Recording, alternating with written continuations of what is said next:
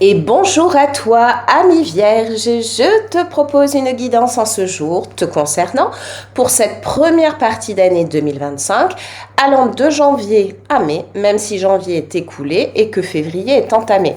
Je t'ai proposé une guidance courant décembre 2024. Il faut savoir que les énergies courent toujours sur les jours, les semaines, voire les petits mois qui suivent. Donc n'hésite pas à aller la consulter si ça n'était pas déjà fait. On est là pour passer un bon moment, pour se détendre, donc prends ceci tel un divertissement, on vise le bien-être, quoi qu'il en coûte, quoi qu'il advienne. Prendre la hauteur du recul, ne retiens que ce qui te parle, ce qui vibre en toi. Et le reste, tu le laisses de côté. On va regarder ton énergie principale pour cette période. Puis, on va se concentrer sur le global général. Donc, que ce soit relationnel, amical, professionnel, le relationnel familial, un voire plusieurs événements à venir, on va voir ce qui ressort. Et ensuite, on fera un focus sur la partie sentimentale, que tu sois célibataire ou en couple. On ira regarder cela. Et bien c'est parti, sans plus attendre. Toutes les cartes sont disposées. J'ai fait ma petite tambouille en amont pour ne pas te polluer. Et puis pour aller à l'essentiel, mais je n'ai rien visionné, donc on va découvrir ensemble. Alors, l'énergie principale pour toi, ami Vierge, pour cette période, on est en 8 d'épée. Prendre soin de soi-même.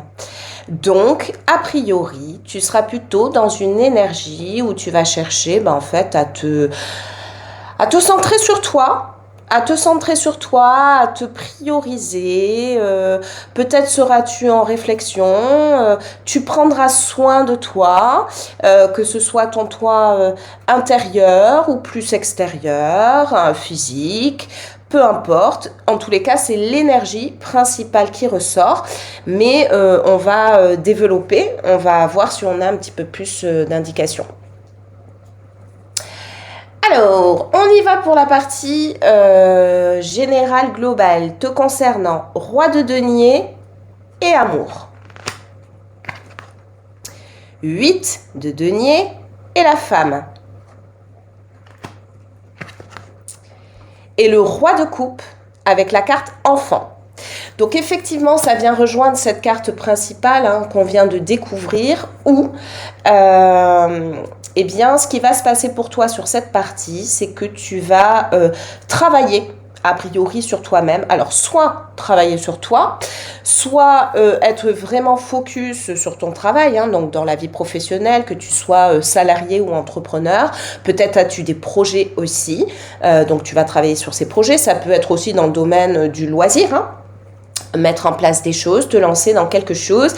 Quoi qu'il en soit, tu vas viser un épanouissement, tu vas viser quand même, il y a cette note avec la carte de l'enfant, je pense beaucoup à l'enfant intérieur, ce côté être en amour avec toi, notamment avec ce roi de coupe. Ça peut être aussi travailler, œuvrer pour ton foyer.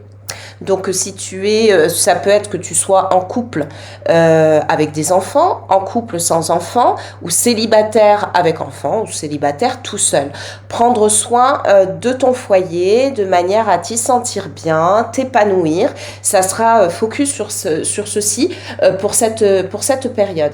Il y a aussi un aspect un petit peu matériel avec ce roi de denier. Alors ça peut être pour le coup, si tu es en couple, vraiment entretenir cette relation, entretenir cet amour, voire même le faire évoluer. Mais ça peut être aussi sur un point de vue plus matériel, toujours pareil, ton logement ou alors vraiment ton travail tout simplement. La priorité sera de t'y sentir bien. Voilà, t'y sentir bien et être focus là-dessus. Donc, tu constateras qu'il y a plusieurs cas de figure, donc tu adaptes en fonction de ta situation. Ça peut être toi et ta petite famille, ça peut être toi et tes projets loisirs, ça peut être toi et ton travail, tout simplement. Ton cadre de vie, etc. Tu vois en fonction de ta situation. En tous les cas, ça vient effectivement compléter ici ce 8 d'épée avec cette précision, prendre soin de soi-même. Ça sera vraiment focus sur ceci, toi, ami Vierge. Alors, on va passer maintenant à l'aspect sentimental. Alors, l'impératrice et la famille, la tour et toi, le 2 d'épée et l'hiver. Alors, plusieurs cas de figure. Si tu es célibataire, si tu es en couple, on va commencer dans la situation où tu es célibataire. Donc ici, qu'est-ce qu'on t'indique? On t'indique que tu vas peut-être faire une rencontre qui va te surprendre, dans le bon sens du terme, dans le sens où ça va être la personne vraiment idéale, qui te correspond parfaitement. Tant et si bien que tu seras même fortement étonné, limite hésitant à évoluer au sein de cette relation, dans le sens où peut-être te diras-tu c'est trop beau pour être vrai. Ça sera une rencontre très perturbante en tous les cas. Donc ici, il y aura une décision effectivement à prendre, que l'on constate avec ce 2 d'épée, à savoir, est-ce que je me lance au sein de cette relation ou pas, en fait. La question viendra se poser, mais ce sera vraiment une rencontre différente, j'ai envie de dire, des autres rencontres que tu auras pu déjà effectuer. Ou alors peut-être aussi, j'évoque, peut-être que tu vas faire une rencontre, commencer à vivre quelque chose, donc quelque chose de tout frais, et que, c'est ce que je vois là, que cette personne va te faire une proposition, comme l'idée d'aller plus loin, et que ça te met de façon très précipitée, et donc tu t'y attendras pas du tout, et tu ne sauras pas trop quoi répondre, quoi en penser, est-ce que j'y vais, est-ce que j'y vais pas. Autre cas de figure que je vois, ça peut être aussi une grossesse, c'est-à-dire lors d'un rapport, donc si c'est que ce soit toi ou la personne que tu auras rencontrée, les énergies sont interchangeables, donc en fait toi, si c'est toi qui es une femme, à défaut ton autre, qui peut donc tomber enceinte, on le voit ici avec l'impératrice, qui représente beaucoup de choses, mais notamment ce côté maternité, maternelle, au-delà de la créativité aussi, entre autres. Cette impératrice qui est enceinte, ce qui m'y fait penser, et puis on a la famille ici, juste en dessous, avec des mains d'enfant, donc possible aussi que toi, du coup, ou la personne que tu vas rencontrer tombe enceinte, et donc ça sera une annonce choc, une nouvelle choc, et donc l'idée sera quelle décision prendre face à cette situation. Maintenant, si tu es en couple, que tu sois tu peux être en couple, relation un peu instable, incertaine, des hauts et des bas, on se voit parfois, on se voit pas parfois, rien de très ancré, ou au contraire une relation très ancrée, que tu vives avec la personne ou pas, c'est-à-dire une relation officielle. On va commencer par le cas de figure relation pas très ancrée. Justement, ça peut être la personne qui va te faire une proposition, ou toi-même, je le répète, les énergies sont interchangeables.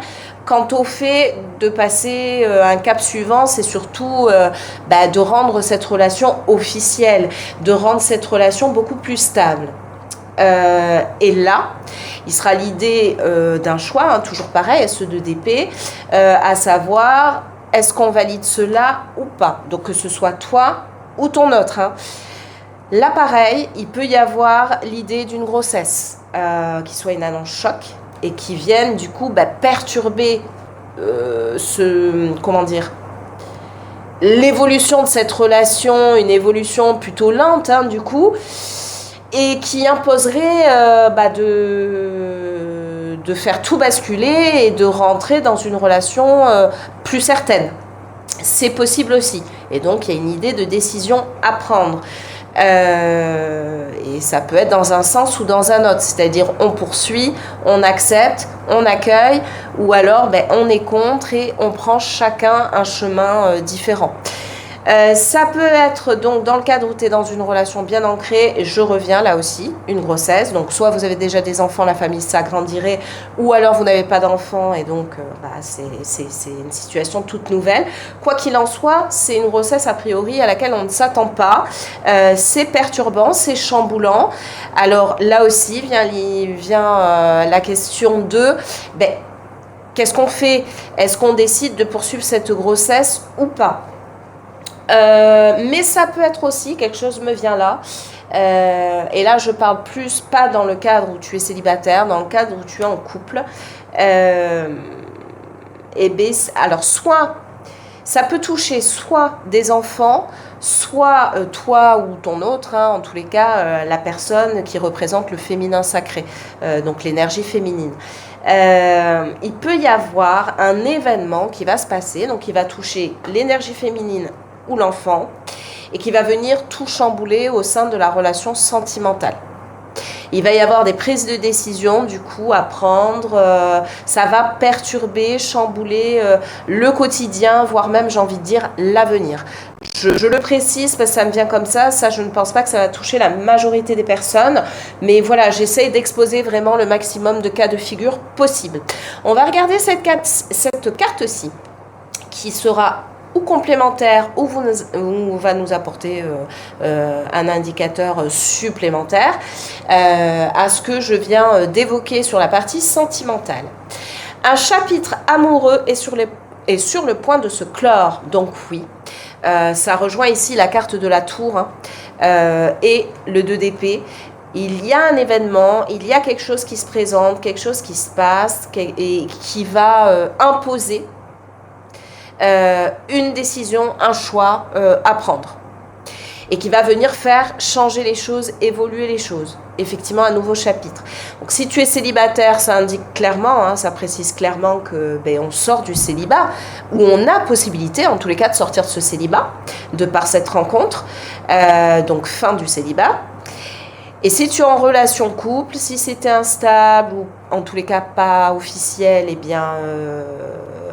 c'est une situation qui va changer, soit dans un sens où on met un terme à la relation, soit dans un sens où, effectivement, on officialise cette relation. Et si tu es en couple bien ancré, il y a une évolution au sein de la relation, là aussi. Il y a du grand changement, ça vient confirmer ce que j'ai annoncé juste avant. J'espère que cette guidance t'aura plu. Je te dis à bientôt pour une prochaine guidance. La prochaine aura lieu pour la période de l'été 2025, puis une dernière, donc une troisième pour cette fin d'année 2025. En attendant, je te souhaite de passer une bonne journée. Je te souhaite d'aller bien surtout et je te dis à bientôt.